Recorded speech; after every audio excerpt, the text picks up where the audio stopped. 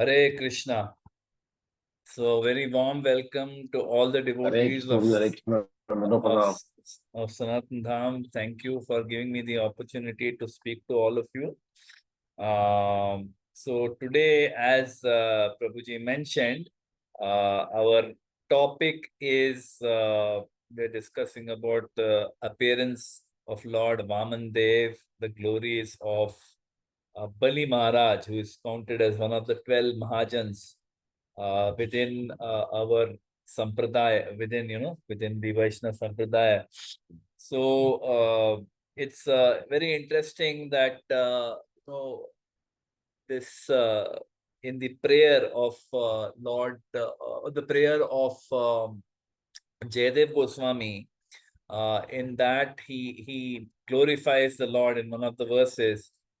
He says, I'm just reading. Chalayasi vikramane balimadbhuta vamana padanakha nirajanita jana pavana keshavadhrita vamana rupa jai jagadish hare jai jagadish hare jai jagadish hare. He says, O Keshava, O Lord of the universe, Vamana Rupa, O Lord Hari, who have assumed the form of a dwarf, Brahmana. Jai Jagadish Hare, O Lord of the universe, all glories to you. Okay. Then he says, Chalayasi Vikramane Balim Adbhuta Vamana. He says, O wonderful dwarf, by your massive steps, you deceive Chalayasi, King Bali. And he says, Padanakha Nira Janita Jana Pavana. Padanakha means the toes of your feet. Padanakha, by the Ganges water that has emanated. Padanakha Nira Janita, the water, the Ganges water that has emanated from your Padanakha, from your lotus feet, nails of your lotus feet. Janita Jana Pavana, you deliver all living beings within this world. So, this is the glorification that Jayadev Goswami is doing of Lord Vamana. And it is very interesting because sometimes we think, we have this tendency to think that, oh, for us, Krishna only, is everything. Krishna is the main. Krishna, Balaram, bus, we don't go too much into the other incarnations. Yeah, a little bit Narsinghdev, sometimes Ram, but we don't really. But Lord Vamandev has played such a significant role. It is such a beautiful pastime with so many wonderful lessons that we can pick up from the pastime of, of Lord Hari, who comes in the form of Vamanadev. So, let us try and discuss these wonderful pastimes. I'll read the translation again. O Keshava, O Lord of the universe, O Lord Hari, Hare Krishna, who have... Prabhuji. Yes, Prabhu, you can't hear me? Sorry. One of the devotees was saying like audio is very low. In fact, for us it is clear. Maybe there's a It's clear problem only. at their end. It's clear only. Maybe it is problem. Maybe It's they're clear having only. a problem. Yeah, yes. No issues. Okay, Prabhuji. Sorry to disturb. No problem. All right. So, yeah, so let's read the translation again. As I said, O Keshava, O Lord of the universe, O Lord Hari, who have assumed the form of a dwarf Brahmana, all glories to you. O wonderful dwarf, by your massive steps you deceive King Bali, and by the Ganges water that has emanated from the nails of your lotus feet, you deliver all living beings within this world. So, Ganges water emanates from the lotus feet, from the nails of the lotus feet of Lord Vamandev, and everyone knows the significance of the Ganges water. I mean, millions and tens and hundreds of millions of people come to the Ganges every year and take bath. Hopefully, some of us who are attending Kartik Yatra will be going to Navdvip, Mayapur, and we'll hopefully take bath in Ganges there too. So the Ganges water has such a significant role to play in the lives of all people, not just Vaishnavas. So that is coming by the glories of Lord Vaman Dev, who has, when the Lord does anything, his activities are always perfect and complete. And with one activity, he achieves so many things, right? He's called Urukrama, Trivikrama, so many names the Lord has. So with one activity, he's able to achieve many things. So by his taking this form, this grand form of Trivikrama, which we will discuss, he not only defeated Bali, not only he crushed his pride, he also delivered all living entities from their sinful activities by bringing the Ganges into this. The Ganges water got, purified by the touch of the lotus feet of the Lord. So such a wonderful thing. So the story starts, with the Amrit Manthan that was done by the Devatas and the Asuras. They did this Amrit Manthan, and after the Amrit Manthan was done, I'm not getting into that story, but that again is a beautiful story, where again there are multiple incarnations of the Lord in that one story. There are multiple incarnations. I'm not getting into that, but after this was done, Mohini Murti, Lord came as Mohini, and he distributed the Amrita to all the Devas, and Asuras got nothing. So they were all killed. In fact, in the battle that ensued, they were all destroyed. All of them died, all including Bali. All of them were killed. But then Shukracharya, who was the guru of the Asuras, he revived them by some mantras, by some medicine, something he did, and he revived all of them. And then after he revived them, Bali Maharaj, very, very sincerely, out of sheer gratitude that this person has given me a second life, out of sheer gratitude and with great humility, he served his guru, he served the brahmanas, and by the blessings he received from his guru, by the blessings he received from the brahmanas, he became extremely powerful. I mean, even though the devatas had got the amrit, but Bali became so effulgent and so powerful. It is described that when he came to Amaravati, with his army to attack the devatas, when Indra saw Bali on his elephant or however he was coming, when he just saw Bali, just seeing the effulgence of Bali, he was defeated. He said, I can't fight with this person. It's impossible. I don't think I can defeat him. And they all went and hid somewhere. They just left the heavenly planets and they went and hid somewhere because they did not have the courage, to fight against Bali. Now, what happened as a result was, when Bali took over the kingdom of the Devatas were basically without a house. They were without a house. And one more thing I forgot to mention, that Bali, after he regained the heavens, he actually performed 100 Ashwamedha Yagyas. Okay, for those of you who may have heard this, the criteria for becoming Indra, the controller of the heavenly planets, the king of the devatas, the criteria is that one should have performed at least 100 yagyas, 100 Ashwamedha yagyas. And Ashwamedha yagya is not some, khane ka cheez, like we do in our house. Sometimes we do some yagya, small yagya. During initiations, there were a lot of yagyas that happened here in Mumbai. It is not like those yagyas are so elaborate and they take a lot of effort. Ashwamedha yagya is a really, really tough yagya. He performed 100 such yagyas. Anyone knows who performed 99 such yagyas? Anyone knows? Maharaj. Checking. Huh? Prithu Maharaj. Prithu Maharaj, yeah. Just checking if everyone is awake. It'll be nice actually if everyone can turn on the videos. I can see you all. Because, if your video is off, it means you're not really listening. At least I take it as that. I take that as a signal that you're not really listening. If you can turn on your videos, I'll be very grateful. Yeah, thank you. Thank you. Hare Krishna. Rest also, if you can turn on your videos. There are quite a few who are on the call, but not with their videos turned on. Please, if you can, keep your video on. Okay. Yeah. So he performed 100 Ashwamedha Yagyas. Okay. Now, when this happened, Aditi, who was the mother of the Devatas, she is the mother. Diti is the mother of the Asuras, and Aditi is the mother of the Devatas. So Aditi approached Kashyapa Muni and she told him that, Arey, just see what is happening to my sons. They are homeless. They don't have a place to live. So something has to be done not to recover their homes, and who will do it? Uh, so Kashyapa Muni advised her to perform a particular vrat called Payovrat to please the Supreme Lord.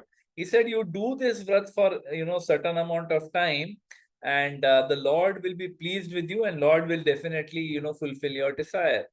So after performing this Payovrat vrat, Aditi, the Lord actually appeared in her womb, and then he appeared on the day of Vaman Dwadashi. The day that Lord Vaman appeared, he appeared on this day in a four-armed form. Okay, first he came in a four-armed form, like he appeared in a four-armed form from the body of Devaki. Again, he appeared in the four-armed form, and then he took the form of Vamana Dev.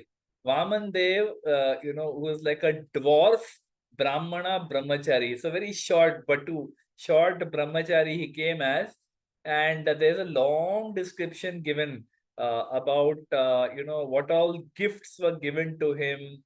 The belt, the umbrella, the kamandalu, everything was given by different demigods came and gave gifts to Lord Vaman Dev. So after he was born, he was seen holding a rod, holding an umbrella, holding his begging pot. He was wearing a straw belt, which is again gifted, wearing a deer skin, and he had matted locks. So very, very beautiful. See, when the Lord appears, the Lord is, Supreme Lord is Krishna, who is all attractive.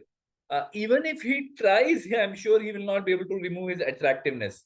Lord is so attractive that even when he comes in Shukara Rupa, even when he comes in the form of a boar, there also he is beautiful. It's not that boar is so ugly. No. When the Lord comes as a boar, he is beautiful. When he comes as a fish, he is beautiful. When he comes as a turtle, he is beautiful. Whatever form the Lord takes, the Lord is always beautiful. It is difficult, it's impossible for him to control his beauty. His beauty is unlimitedly expanding. So as Vamanadev, when he came, he was so beautiful, so attractive. So he then, when going forward, he actually goes to the kingdom of Bali. Now, Bali is at that time performing a particular yagya. He is performing a yagya. So when he is performing this yagya, he's giving away charity at the end of the yagya. Maybe it is one of those 100 Ashwamedh yagya, I don't know exact details, but he was doing a yagya and he was giving away charity. So, lot of charity, because he is the controller of the three worlds. Anything can be given. He's so powerful, so opulent. So, Vaman Dev appears in that assembly. When he appears in the assembly, obviously because he is the Lord, he's so effulgent and so beautiful. Moment everyone sees him, they're very much attracted by his beauty. They're very much attracted. Everyone is attracted. It is described that the sister of Bali Maharaj, Ratnamala, I think, I'm not sure of the name, Ratnamala, when she saw Vaman Dev, as a young brahmachari boy, young child, she was so attracted by his beauty. She thought that, I wish this could be my child, and she was thinking that I would like to feed this child. I would like to, have him as my child. Such a beautiful child. Uh, and it is the natural thing, whenever you see a very beautiful child, everyone feels like holding that child. Everyone feels like loving that child. It's a natural instinct, especially Mataji is right. When they see a very beautiful child, immediately their senses get attracted to that child. It's a very natural. Like once His Grace Radhika Raman Prabhu, he had spoken about the modes of nature. He was talking how why we call it rope, right? The three gunas are called ropes. So he was saying that if you're sitting right now, he was speaking in our Sunday feast class, and he said, right now, while I'm speaking over here, if suddenly Miss Universe walks into the temple hall, Miss Universe, okay? Suddenly Miss Universe walks in the temple hall, what will happen? He said, whoop, all the men immediately, like a rope, their eyes will immediately get pulled towards Miss Universe. All the men, everyone. For at least 1 second, they'll look, and then they'll quickly, hey, I'm in the temple, I should not look. Huh? Immediately they look at the speaker again. But for that one moment, the modes will pull them in that direction. So natural. He said, similarly, if the in the temple hall right now, a very, very beautiful child just walks in, baby or a small child, just just maybe 1 or 2 years old, very beautiful child, very sweet child walks in. Immediately all the Matajis, whoop, like a rope, they will be attracted. They'll all look at that child and get, wow, such a sweet child. They'll run toward that child. They'll try to lift up that child. They'll try to play with that child, right? So that natural attraction is there. So when Ratnamala sees Lord Vaman Dev, immediately she is so attracted that she says, I want this person as a child. And we'll discuss what happens later. But yeah, she had that desire in her heart, and the Lord is residing in everyone's heart. It says in the Gita, Sarvasya Chaham Riddhi Sanivashto Matta Smritir Jnanam Apohanam Cha Vedesha Sarver Ahamev Vedyo Vidyantakrit Ved Videvachaham. So he says, I'm residing in everyone's heart, and from me comes all knowledge, memory and forgetfulness. So like this, when she sees, she has this attraction.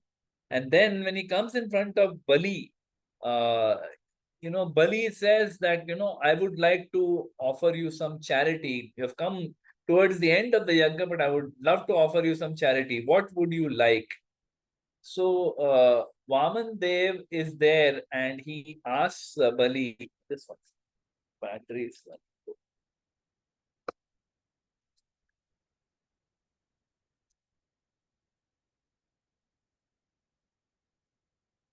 yeah. So, Vaman Dev, first he glorifies Bali. He glorifies his family. He says that, you come from such a wonderful family. Now, Bali Maharaj is the grandson of Prahlad Maharaj, right? So, he's not an ordinary person. He is already having that devotional, kind of background in his family. So, he glorifies him. And then after that, he says, I would like to have only 3 steps of land, 3 paces of land. So when Bali hears this, uh, first Bali has also been very attracted by seeing this person, right? He says that, wow, such an effulgent person, and so he looks like the whole assembly is attracted by him. Everyone is attracted by seeing him. So, and he's thinking that this must be some great brahmana. And when he asks for 3 paces of land, Balivara says, Arey, what is this? He says that I was thinking you're a very intelligent person, but apparently you're not. You seem to be very child only. You seem to be just a child. You don't know what to ask for. Arey, you don't know whom you're talking to. It is like someone going to Bill Gates and saying, "Can you please give me, $1?" Bill Gates can give you 1 billion, and he won't even feel the pinch. What you are asking for $1. So, and he is in the mood to give also. Bill Gates will not be in mood to give you 1 billion. But Vaman, they was in mood to give. He said that, come, take charity, take what you want. And you're asking for just 3 steps of land. You're not very intelligent. He says, done, I'll give it to you. So when he says this, that time Vaman Dev, he explains, he says that I can give you one of the 7 islands of Bhumandala. I mean, I can give you a whole continent, you know. And Vaman Dev counters his argument. He says that no, actually, for a person who, who's uh, who's not satisfied, whose senses are not controlled, you give him anything, he will not be satisfied. But for a person who, for me, he says, for me, this much is enough. 3 pieces of land, I don't need more than this. Oh, बहुत सारा लेके मैं क्या करूँगा? What I will do? I am happy with just these 3 pieces. Are you giving me these 3 pieces of land? So Bali Maharaj, he doesn't understand. He's all right, seems to be some immature child. All right, I'll give you 3 pieces of land. He says, okay, I give you 3 pieces. But then when he agrees to give, Shukracharya tries to stop him. Shukracharya tells him that, what are you doing? He says, what are you doing? You please understand that this person, I feel this is Lord Vishnu, this is Lord Narayan. He is Hari, he will take everything away from you. He's come saying that just give me 3 steps of land, but actually he is Hari, he will take away everything. You please tell him that no, I am not, I can't give you these 3 steps. So Bali is, he says that, what are you saying, Gurudev? How can I go back on my promise? I've already promised him now. So Shukracharya gives him philosophical understanding that how you can say no after saying yes, after giving promise also, in what circumstances. He gives him the technicality. Always there is like a lawyer. When a lawyer fights a battle in court, the lawyer always fights based on something from the constitution. There'll be some law, some bylaw, some provision somewhere, something, some instance he will quote, and based on that he'll say this is what we should be doing. Now he tells him that no, this person is an aggressor. He's come to take away everything from you. He'll take away everything. You lose everything. Don't give him this. So he gives him various logical, legal kind of understanding, scriptural understanding, basis which he can break his promise. But Bali, he considers very deeply. He thinks very deeply, and he says that no, I will still give this land to this person. He says that if I have given a promise to give this charity, and then if I don't give the charity, what face will I show to my ancestors? That, oh, you promised and then you broke your promise. On what grounds? Oh, there was a technicality. On a technicality, I was able to break my promise, right? So see, the understanding of a devotee is always perfect. A pure devotee, their understanding is always perfect. That even if sometimes you have to break your promise, sometimes you have to go against what you have vowed, still that is okay if it is ultimately some siddhir haritoshanam, if it is for the pleasure of the Lord. All right. So he also argues, he says that, well, if what you are saying is true, that this is Vishnu, this is Lord Narayan, who has come to take everything away from me, then all the more, na? I have promised to give Lord, Supreme Lord. How can I go back on my step? So he insists that no, I will do it. I will still do. So Shukracharya gets very upset. Right now, you can imagine Shukracharya getting upset is justified also. Right? It is justified also because Shukracharya was the one. Bali to had died at the hands of the devatas. He had died. Bali and all those asuras were there. All of them had died. Shukracharya healed their wounds, brought them back to life.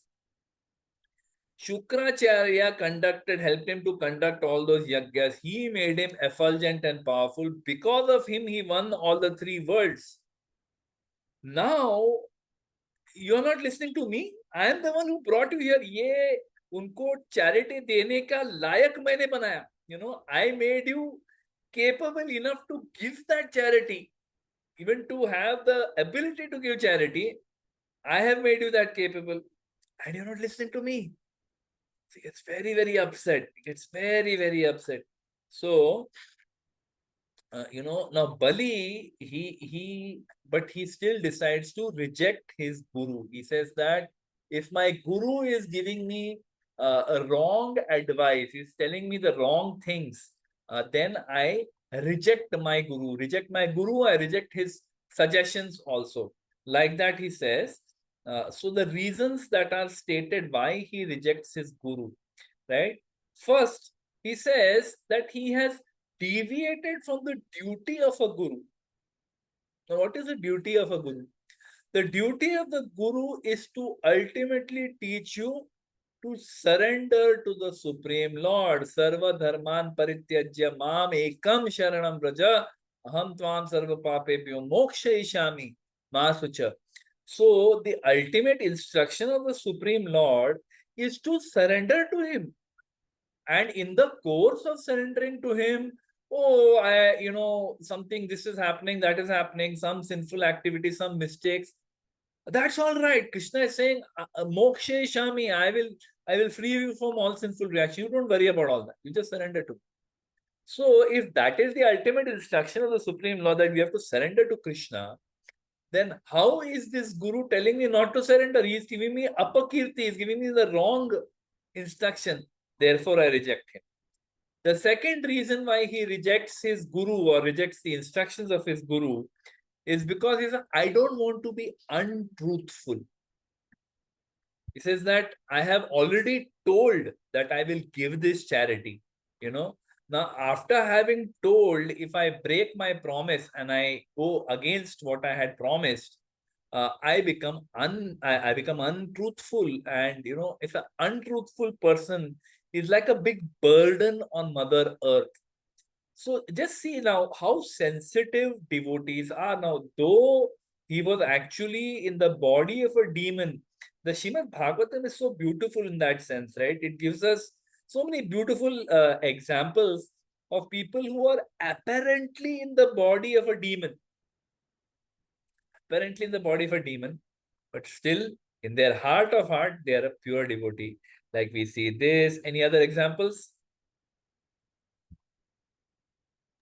Prahlad Maharaj, Prahlad Maharaj is a demon. Prahlad Maharaj. Then who else?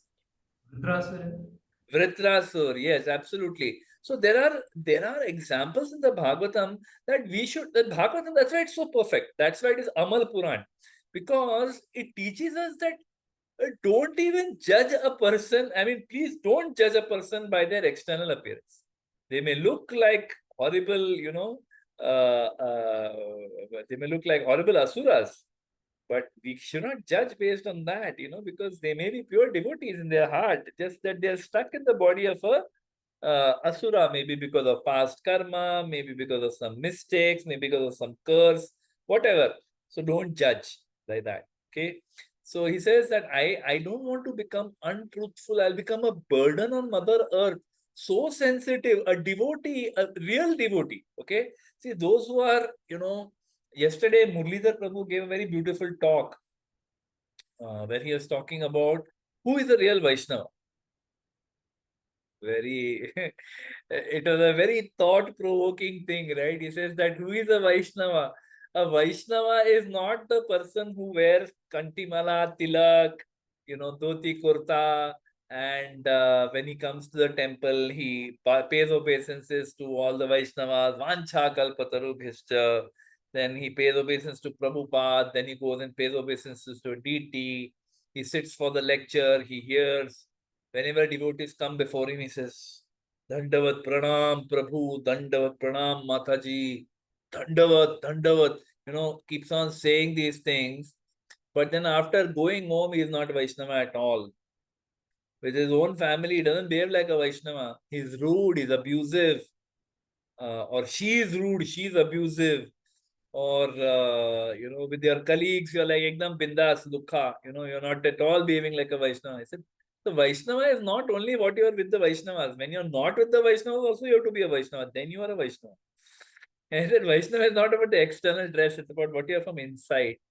So from inside a Vaishnava, more and more has to become sensitive, has to become very, very, particular about developing the finer qualities. Always thinking that if I do this, will this please the Lord? Will this please my guru? Will my guru be pleased by this? Will the Vaishnavas be pleased by this?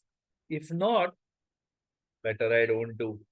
So even things like telling the truth, not telling lies, these may sound like, mundane things. But, if you see from a point of view of a pure devotee will tell the truth if it is pleasing to the Lord, like in case of Bali Maharaj. He will tell lies if it is pleasing to the Lord, like in case of Devaki and Vasudev. Vasudev, he had also given a vow to Kamsa, like Dashrath had given a vow to Kaikai that, two boons that, and she took those boons, that one boon that Lord Ram will go to the forest, and second boon that my son Bharat will become the king. So Dashrath was so attached to his promise. Govind Prabhu had once mentioned this, that Dashrath was so attached to his promise. Pran jaye, Raghukul Reet Sada Chali Ai, Pran jaye, par Vachan na jaye. I mean, so Govind Prabhu was saying that Acharyas are not very impressed by this. They are not very impressed by this. प्राण जाए पर वचन ना जाए, उसकी वजह से भगवान चले जाए तो क्या फायदा? What is the use of your vachan? It is useless, right? So whereas in case of the Vasudev had also promised Kamsa that I will bring one by one all my children. He brought all the children, faithfully 6 children he brought. 7th child miscarriage, vanished, went into the womb of Rohini. 8th child he didn't bring before Kamsa. He followed instruction of the Lord. Lord told him, take me to Gokul, take me to a place of Nanda Maharaj. And he got to, no, 1 minute. I have promised Kamsa, I will take you to him. You first go and kill him. Then afterwards, I'll take you to Gokul. He could have said that, but he didn't say it. He just followed. But what about my yash? My fame of being a very honest person? Arre, to hell with that fame. What I will do with that fame if I don't please the Lord, I don't follow the Lord's instructions. So this is what a pure devotee is. He will know exactly what is pleasing to the Lord. Right now, what is pleasing to the Lord is breaking my promise. Vasudeva broke the promise. And in case of Bali Maharaj, right now what is pleasing to the Lord is keeping my promise. So I will keep my promise. Okay. He says, I don't want to be a liar because a liar is a big burden on the earth. So that is the reason he gives. Second reason for rejecting his guru and the guru's suggestions. The third one, he says that anyway, all possessions will be taken away by death. See, death already I have experienced once. It's going to come again anyway. And when I die, all these possessions are going to be taken away anyway. So, if while I'm living, if death, we don't know how far or close it is, right? It can come at any time.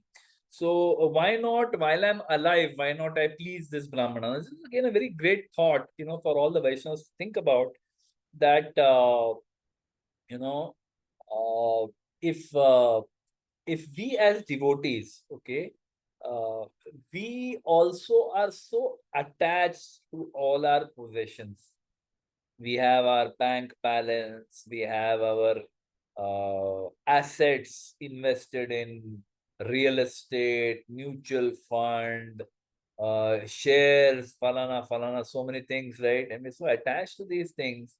What if Vaman Dev comes right now, in front of you and asks you, Ki, I want just 3 steps of I want just 3 signatures. In today's day, it will not be, it will not be 3 steps of land. Vaman Dev comes in front of you and says, I just want 3 signatures, nothing else.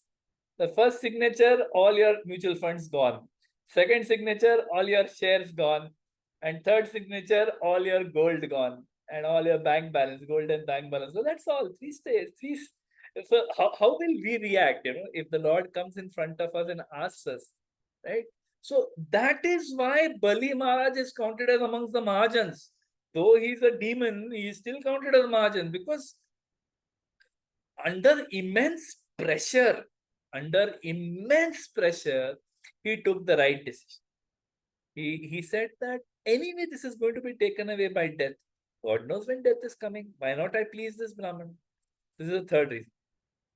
Then he says that, in the past, kings like Shibi, then Brahmanas like Dadichi, they sacrificed their whole life for the welfare of others. Then why can't I just give up some insignificant land? Land देने में क्या बड़ी बात है? What's the great deal in giving away land? We are so, again, as Vaishnavas, these stories from the Srimad Bhagavatam, they are not meant for, just, yes, definitely it is purifying to hear. When we hear this, we feel purified, we feel inspired. Sometimes it touches our heart also. But we should also learn from these things, little bit we should learn from these things. But how can I apply this in my life? That look at the story of King Shibi, who was willing to give up his body. For whom? For an insignificant pigeon. Nobody likes pigeons in this world, right? Everyone, I mean, there are very few people in this world who like pigeons because they're very irritating. They keep dirting everything, and Shibi was willing to give up his life for that pigeon or dove, whatever. He's willing to give up his life. Just because, that bird had come and taken shelter of him. Dadichi was willing to give up his body. Why? Because he was approached that this Vritrasura can only be killed by the bones of, by a weapon made from the bones of your body. So please, can you give your body? Can you give your bones? Basically, he's being asked, can you give up your body? Give up your life, Bones dena matlab I have to give up my body. And Dadichi is willing to do this for the welfare. So he's saying that when there are people who are willing to do something like this, why can't I give up some insignificant land? And then fifth point, he says that many have given up their lives in a battlefield, but rarely does an opportunity come to give up all the accumulated wealth that a person has to Lord Vishnu. How many times are you going to have this opportunity? Most of us don't want also this opportunity. If the Lord comes, and says, all right, son, well done. I'm very happy with what you have done. I think you've become a good Vaishnava. Nice to see. Chalo, come now, you give up all your wealth and you come back to Godhead with me. Say, I don't mean coming back to Godhead, my Lord, but why take away the wealth? Let the wealth be there, for my family, Even after we die, we don't want to give up that wealth.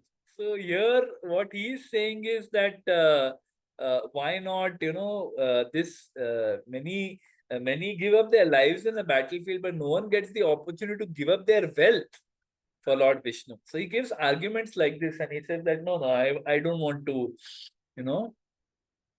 accept what my guru is saying here. I reject my guru on these principles. And then, Shukracharya, he says that the argument that is put up by Shukracharya, that these religious principles of following a vow should be accepted only if they do not hinder, dharma, artha, kama, economic development, sense gratification.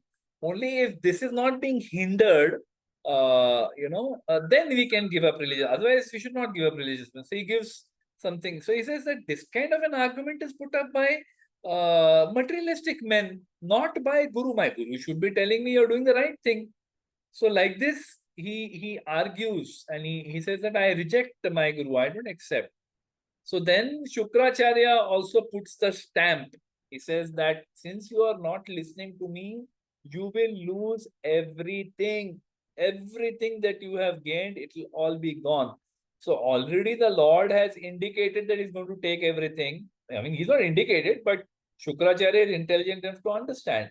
Now, Shukracharya puts the stamp that you will lose everything. He curses him. So then, Bali tells Vaman Dev that, dear Brahmana, you can now take your 3 steps of land. So as soon as he says that, immediately Vamana, who is like a dwarf, he becomes Vikrama, the conqueror of the three worlds. He starts growing and growing and growing and growing and growing. And he grows so much that with his first step, he covers the entire lower and middle planets with the first step. Then, with the second step, he covers the upper planetary system and he pierces the covering of the universe. And that is where the Viraja river, which flows between the material universe and the spiritual world. That Viraja river, it because of the covering of the universe getting pierced, that Viraja river starts flowing into the into the material world. It brings the Ganges into this material world. So now when this is happening, you can imagine what is happening at this time. All of them are watching this, what is happening. All the assembled brahmana, Shukracharya, Bali's sister, who was very attracted to Vaman Dev, she is also watching this. And in these two steps, he covers everything. And when this happens, the followers of Bali, they get very, very excited. They get very angry and they try to attack. But when they attack, they are stopped. They are killed by the Vishnu Dutas. Then Bali only stops them. He says that enough, chalo, enough. And he sends them, he stops them. And then for the third step, when the third step has to be placed now, Vaman Dev comes back to his normal form of Vamana.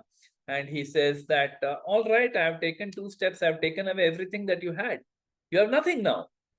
Now, where shall I place my third step? You're not kept your promise, because you had promised me three steps and now you have nothing to give me for the third step. So when this happens, Bali Maharaj, and that is why he's quoted as the example of Atma Nivedan, meaning complete total surrender to the Lord. See, already in one sense, okay, not that after he gave this third step, only then he did Atma Nivedan. In one sense, Atma Nivedan had already happened. He had already fully surrendered, knowing fully well everything is going to be taken away. I will have nothing. He has already done Sarva Dharman Parityajya. He has already given up his dharma. He has already given up his, one of the dharma is to follow the instructions of Guru. He said, to hell with this Guru. I don't want this Guru because he's giving me some wrong instructions. So he's already come to that point of Atma Nivedan. But the Lord tests the devotee sometimes till the very last moment. So here also, Lord Vaman Dev tests him by saying, all right, now where will I keep my third step? So, I mean, we can just imagine ourselves, if we were in this situation, what we would have done. Just think for a moment, right? If you were in this situation, what would we do? We'd say, my Lord, you already taken everything away. Now what more you want? You're not satisfied? सब कुछ तो ले लिया. आपका नाम हरि हरिष्य तद्धनम शनै. You've taken away everything. You're true to that word of taking everything away. You've taken everything away. अब क्या बचा है मेरे से लेने के लिए? मैं तो भिखारी हो गया. That is what our we will say, अब क्या बच्चे की जान लोगे? बच्चे की जान लोगे. Yeah, so we have such a long way to go. When we hear these scriptural stories, we should understand where we are. हमारी औकात हमको समझ. Sometimes we feel, कि I'm actually quite a good devotee. Really, if you objectively look at it, quite a good devotee. I have been in the movement for 25 plus years. Some of you were not even born at that time. Since then, I have been in the movement.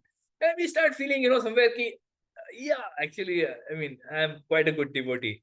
When we hear stories like this, we understand our aukat kya hai, what is our status as a devotee. We are nowhere. We have no good qualities. Just a little bit reflected glory of our guru, and we think we are great. We are actually useless, right?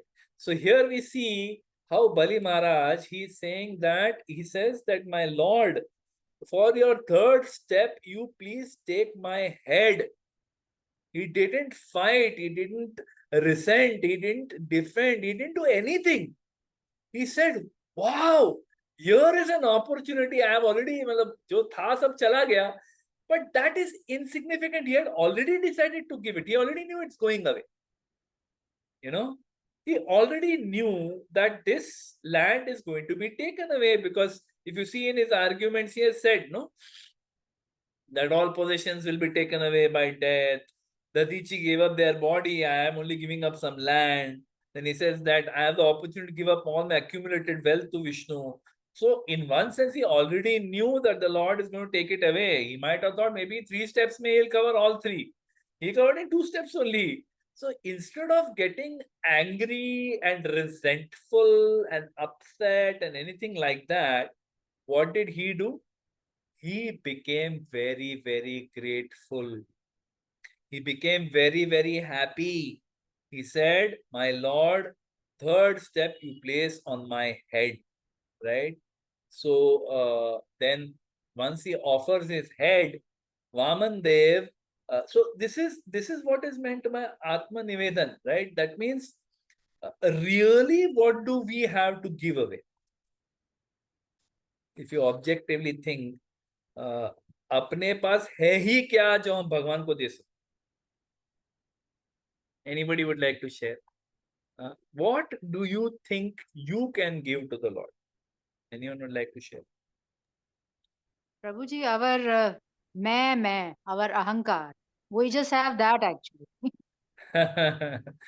we have our ahankar, Mataji is saying. Anybody else? What else do we have? Hare We Krishna can give. प्रभु जी, प्रभुपाद ने कहा था यदि कृष्ण 1000 हाथों से लें तो हम 2 हाथ से कितना बचाएंगे, और 2 हाथों कुछ ऐसा. Yeah. If so, Prabhupada said that, if Krishna decides to take away, he will take with 10 hands. How much you will protect with your 2 hands. And when he wants to give, he'll give with 10 hands. How much you will take with 2 hands, right? So yeah, the Lord जब देना चाहे तो छप्पड़ फाड़ के भी दे सकते हैं. और जब लेना चाहे 10 हाथों से लेंगे, आप क्या क्या रोक सकते हो? So yeah, what do you have? So what do we have that we can give to the Lord? What is it that we can give to the Lord? Because everything belongs to Krishna. Krishna says, that aham sarvasya prabhavo. In the Bhagavad Gita, Krishna makes some outrageous statements. They're just outrageous. When Krishna makes the statements in Bhagavad Gita, you should think, ये क्या statement बना रहे हैं? What kind of statement is this? Aham sarvasya prabhavo. I am the source of everything. It's quite a statement. I am the source of everything. Bhoktaram yagya tapasam sarvaloka maheshwar. I am the controller of everything. I am the source. I am the controller. I am the enjoyer of everything. Sarvasya. He doesn't leave anything out. Only of the spiritual world and part of the material world is, I've left for others. No, sarvasya. Outrageous statements Krishna makes. So actually everything belongs to Krishna. This body is given to you by Krishna. Prakriti, Krishna tells Prakriti, give him this kind of body, and we get this kind of body.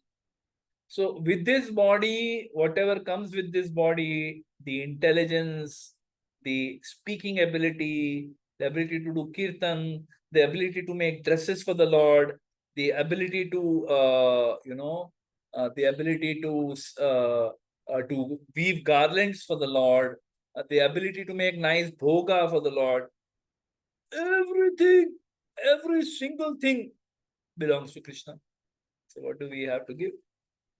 So really, it is a very wonderful thing, this story of Bali Maharaj's surrender and his dominion being crushed by Vaman Dev is very, very instructive. That at one level, what do we even own that we can give away? What charity you can give? Everything belongs to Krishna.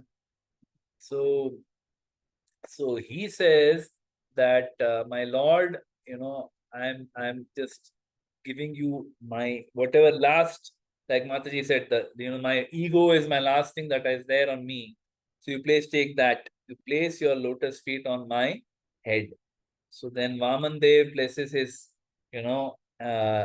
lotus feet on the head of Bali, and then Prahlad Maharaj comes to the scene, and at that time, actually, what happens is everyone is watching, as I said. So this Ratnamala who saw this whole scene, she was actually very upset, because earlier when she saw Vaman Dev, she saw him as a beautiful child, and she felt that I would like to nurse this child. I would like to love this child, like to hold this child.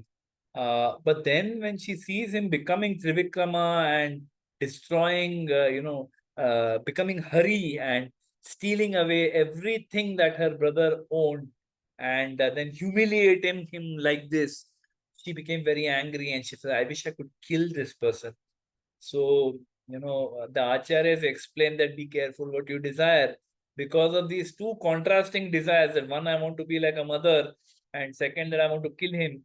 That same person became Putana, and she had the opportunity to nurse Krishna also, and she had the desire to kill Krishna also, but ultimately she was killed. The Lord only took that desire of nursing, and he sent her back to the spiritual world in the form of a Dhatri, as a nurse. The Supreme Lord is so unlimitedly merciful. You have to understand that, Krishna he's not like anyone else in this world. He's not like anyone else in this world. He's not like anyone in this entire universe. Krishna is illogically compassionate. Illogical. There is no logic to the compassion of the Lord. So here also, further in this pastime, we will hear. So like this, uh, you know, Bali, he's finally given this thing that he'll be sent to this Sutala planet. He'll go to the Sutala planet, which is in the lower planetary systems, uh, and he will be there. And then the Lord Vamandev, he actually glorifies Bali. He glorifies Bali that he passed the exam. This was like a severe test.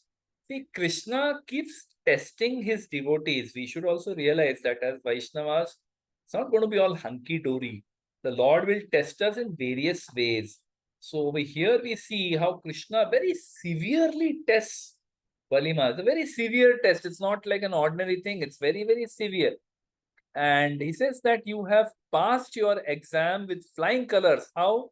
By simply remaining fixed in devotional service.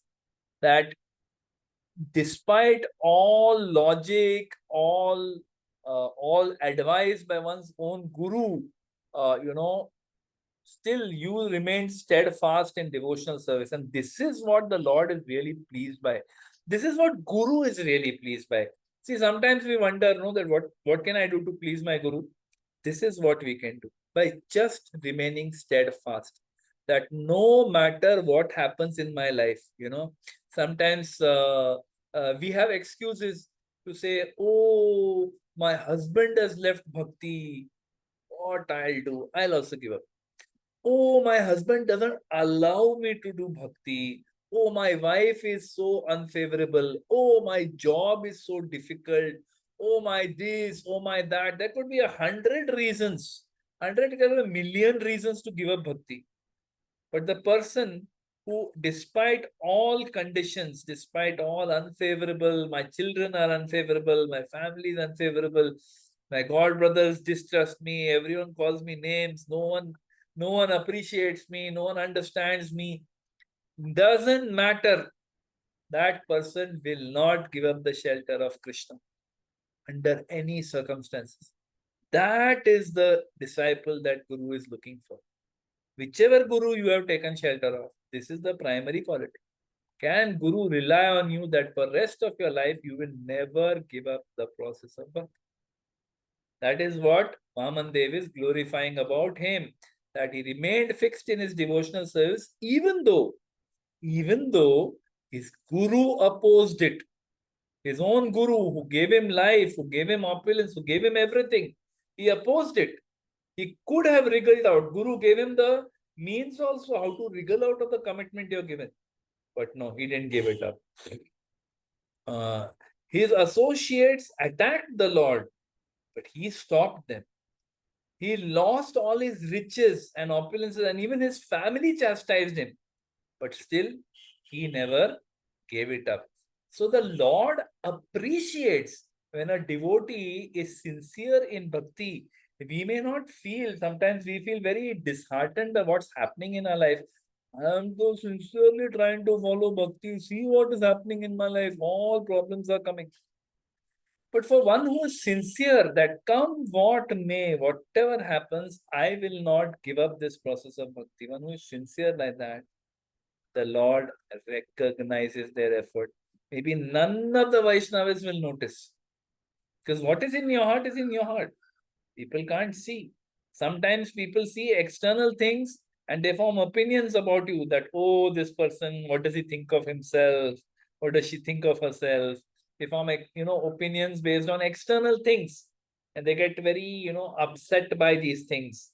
But no, the Lord is residing in our heart, and he's experiencing our every pain. He's observing our every joy. He's noting our every desire. Everything is known to the Lord. There's nothing the Lord doesn't know. Lord knows everything. So with that knowledge, if we surrender, even if the whole world is against us, material nature is not supporting, your body is not supporting, your body is filled with disease, old age, all kinds of problems. But we should not give up bhakti for anything. And the Lord surely recognizes the effort. And as finally he tells Bali, Lord Vamandev tells Bali that you will be the next Indra. So Indra, as you know, is a post. Okay, it is not a person. Indra is not the name of a person. Indra is the name of a post. Devindra. So this Indra is the name of a post, which is currently occupied by a person called Purandara. And the next Indra after Purandara is Bali. So he says that, you will be the next Indra. And then he says, he awards Bali. He says that you will be in the Sutala planet. But not just that. He says that in this Sutala planet, I will be your doorkeeper. I will always be standing guard, at your Sutala planet, so that you will always have my darshan and you will not be affected by the association of the demons who are living there. So this is the wonderful personal interaction of the Supreme Lord. The Lord is especially favorable to his devotees, to the children of his devotees, to the grandchildren of his devotees. So here is the grandchild of Prahlad Maharaj, and Bali, despite being in a very, very powerful position, he never really gave up. He never really gave up the shelter of the Supreme Lord. And that is why we appreciate Bali Maharaj as one of the Mahajans, one of the great souls who we follow, because dharmasya tattvam nihitam guhayam. Dharmasya tattva, the tattva of dharma is very confusing, because in this situation, you're going against Guru, or you're doing Guru Aprad. Guru Aprad is very big Aprad. So Guhayam, the tattva of dharma, is very secret, it is very hidden, very difficult to know what to do. Therefore, Mihitam Guhayam, Mahajanayena Gatasa Panta. Therefore, we follow in the footsteps of the Mahajans. When we follow in the footsteps of the Mahajans, then automatically, the Lord is pleased, the Vaishnavas is pleased, and Guru will also be pleased. So that is what I wanted to share with all of you. Thank you very much. Hare Krishna. Shri Vamandev Bhagwan ki jai. Srila Bhagavad Mahapuran ki jai. Srila Prabhupada ki jai. Srila Gurudev ki jai. Jai Gaura Premanandi, Hari Hari Bol. Hari Hari Bol. Thank you very much. Anyone has any comments or questions? Anyone would like to ask any questions or any comments? Hare Krishna Prabhuji, may I? Yes, Bol. Hare Krishna Prabhuji, so it was its usual wonderful discourse. Means the story we have heard so many times, but the way it was presented today was means it was uh, beyond expressions. It was and how is what we can take from this story. So my humble submission is that, of course, we cannot be, as you said, that I cannot be like Bali Maharaj to that level, but whatever little Atmanivedan, how it can be developed, is what is the process of developing, is how Bali Maharaj reached to such a means Atmanivedan. What was the way that maybe it's 1 billionth of what he had, or maybe 1 trillionth of that, how this can be developed. And as you rightly said, that we don't want also that Atmanivedan. It's okay. हमें तो थोड़ा सा ही मिल जाए वो बहुत है इतना ज्यादा ये Yeah, you know, like we are okay with the other processes: Shravana, Kirtana, Smarana, Vandana, Pada Sevana, Dasyare, Pujana, Saki Jana, Atmanivedana nahi chiye. Nahi chiye. Others we are all right, you know. So yeah, how can we display Atmanivedana? Actually, it's a very thoughtful question. That at our level, what is Atmanivedan? I don't know really. At our level, Atmanivedan is, you know, that being the servant of the servant of the servant. That is Atmanivedan. In the age of Kali, where everything is screaming out for you to take shelter of Maya. Everything.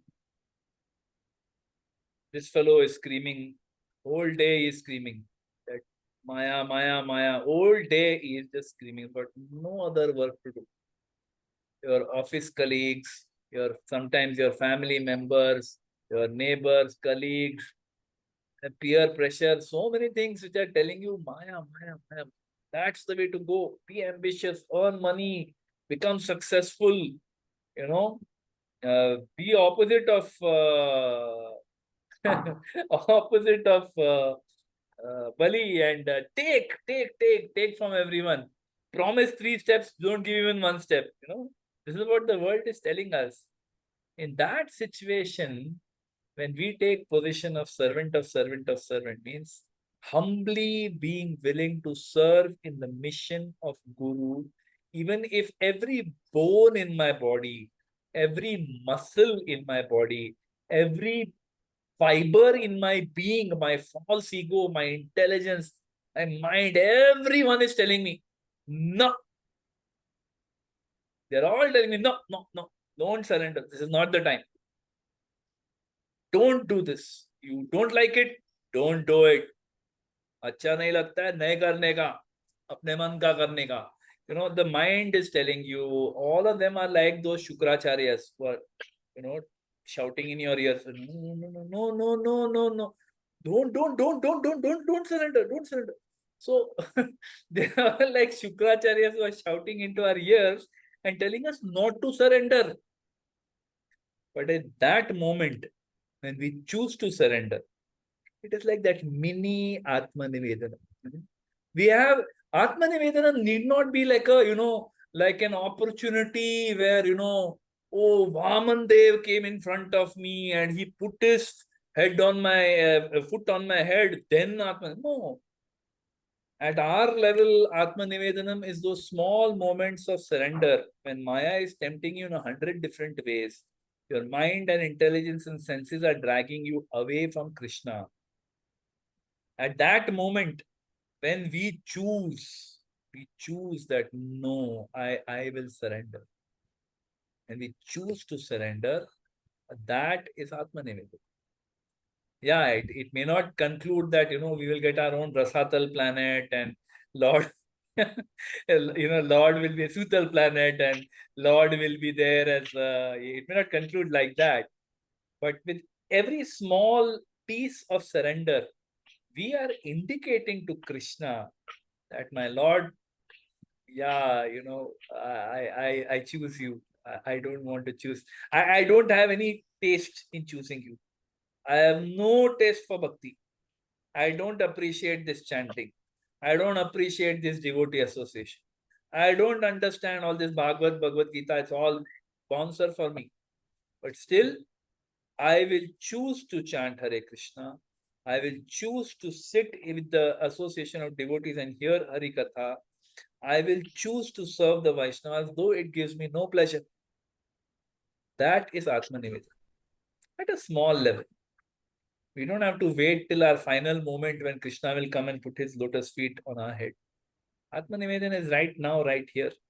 All of us can do it at our levels. I don't know if that answers your question. Prabhuji, but for Thank you, Prabhu.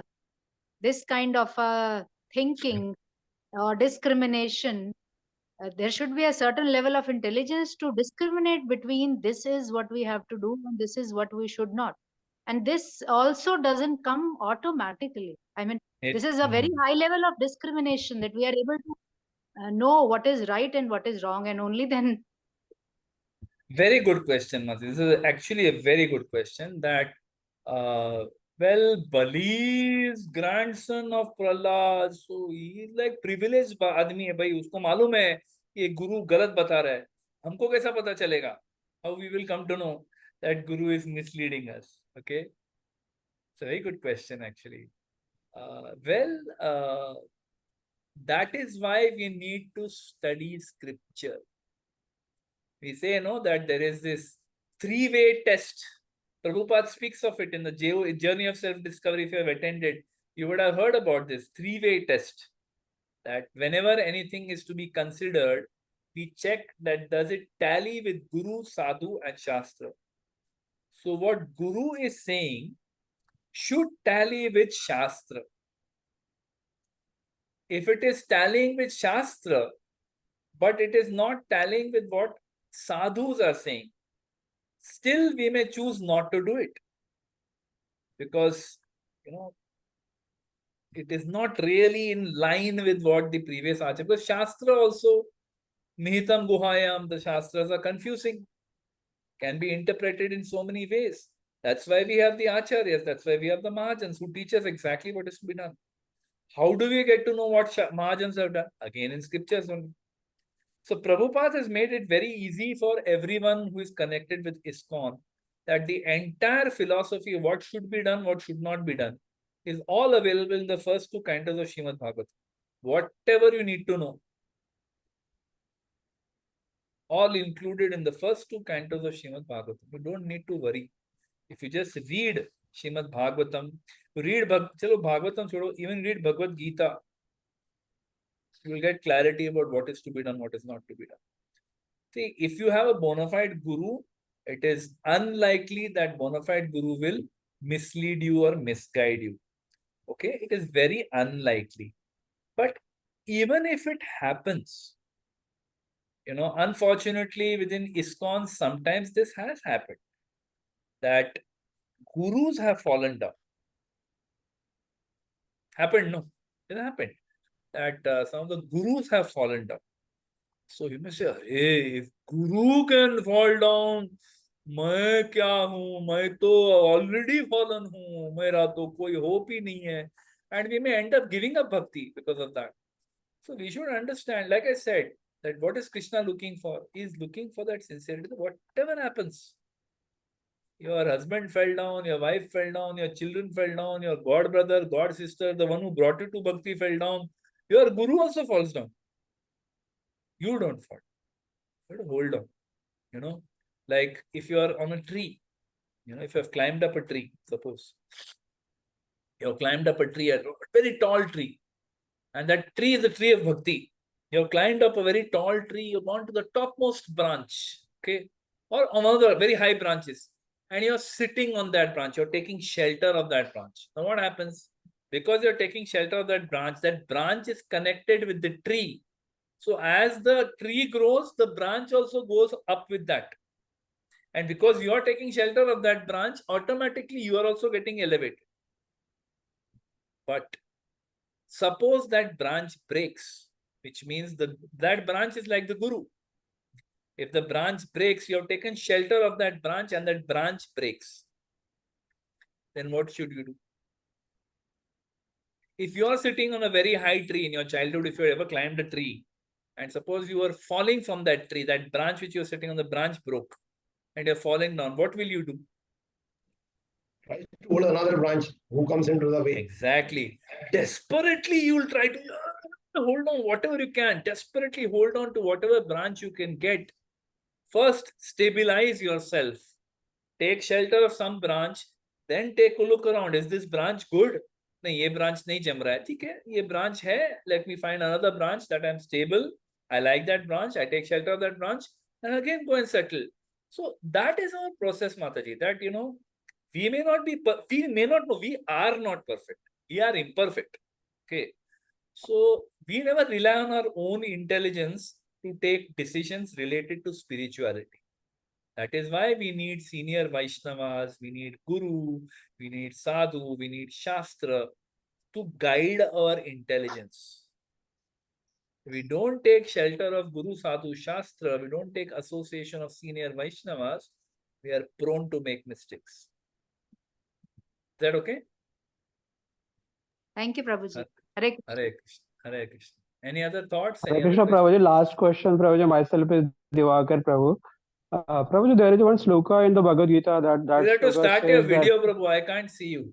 Start your video. Okay, Prabhuji. Yes, Prabhu. Myself is Divakar, Prabhuji, Prabhu, from Nagpur. Okay. There is one sloka in the Bhagavad Gita that Ananda Chinta Entama Me Jana Pare Upasate Tesha Nitya Be Yukta Nam Yoga Shamyam Vaha Mehma.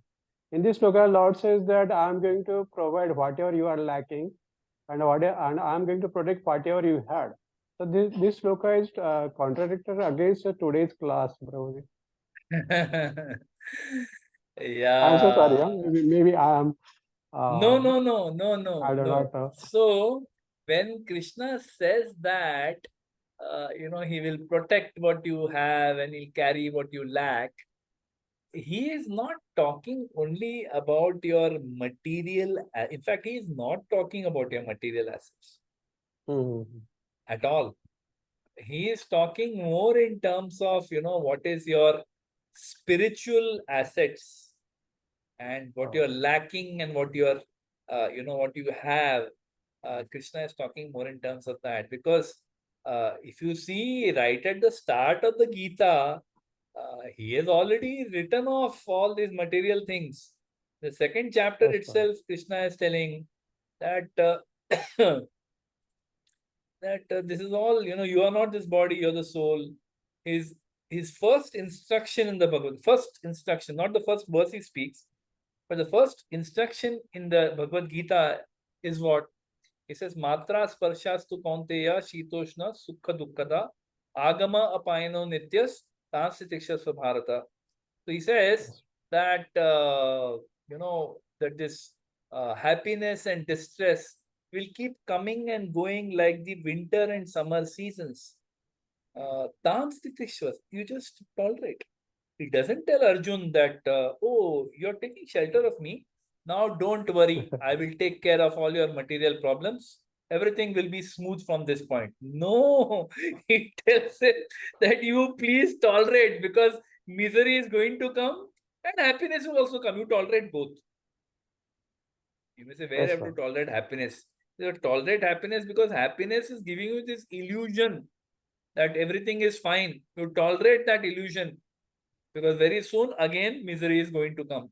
So Krishna never says that your material life will become good if you take shelter of me. It's related to the spiritual life. It is more related to spiritual. And even if he takes away your material, see, Krishna does what we need for taking shelter of him. He ultimately wants that we take shelter of him on our own. Okay, without any force, without any external intervention. See, if you are destined to become a pauper by your karma, if you are destined to become a pauper, you will become a pauper. It is not that Krishna will make you a pauper, when you were destined to be a rich man. No. Krishna doesn't interfere with your free will. He doesn't interfere with your destiny also. Only thing he will do is he will accelerate it a little bit. So Krishna gives you what is favorable for you to surrender. So for example, if by your surrendering, you will, by your becoming very rich and opulent, you will surrender, he'll make you very rich and opulent. Or if by becoming a pauper, you will surrender, he'll make you a pauper. If by being very healthy, you will surrender, he'll make you very healthy. If by being extremely full of bad health, you will surrender, yeah, you will get bad health. Oh my God. It is not that he's creating karma, it is your karma only. He's only playing with the karma, he's controlling that karma so that you surrender quickly. So it is actually the beautiful reciprocation of Krishna in our lives if we are suffering or if we are enjoying. After taking shelter of Krishna, whatever joy or unhappiness comes in our life, we should understand, oh, this is the beautiful pastime that Krishna is playing with us. It's his personal pastime with you. That's how we take it. So in that pastime, if he decides to take things away, yeah, fine. If he decides to give, that also fine. So Prabhupada, for example, in his life, he had more of taking away. Out of his 82 years, 70 years was all taking away only. He hardly had any success. If you really, materially, if you analyze, first 70 years, what success did Prabhupada have? Nothing. He had some businesses, those businesses failed. First they succeeded, then they failed. As a family man, he didn't have a good wife. One of his sons was mentally challenged. All kinds of difficulties, Prabhupada. Not a single thing which you can conclusively say, yes, here Prabhupada had a great material life. No, he didn't. Neither material nor spiritual. Both ways, it was uphill struggle for him. And then suddenly last 12 years, bang. The success came like nobody's business, but there also there were challenges. ISKCON had its share of challenges even in those 12 years. So yeah, Krishna doesn't promise a smooth life if you surrender to him. But as they say, I'll end with this. As they say, in Krishna consciousness, that the life may not be very, it's like a job where the life is not very nice, but the retirement plan is out of this world. So when we leave this body, Krishna is waiting there. Come, my son, you're done well. You surrendered. You really, really tried your best. I'm very happy with you. Come. And he will take us back to God. That is our hope, and that is the hope that is given to us by Srila Prabhupada and by Lord Chaitanya. On that note, let us conclude. Srimad Bhagavad Mahapuran ki jai, Srila Prabhupada ki jai, Srila Gurudev ki jai, Nitai Gaur Premanandi. Hari Hari. His Grace Shri Ramana Sakha Prabhuji ki jai. Thank you very much.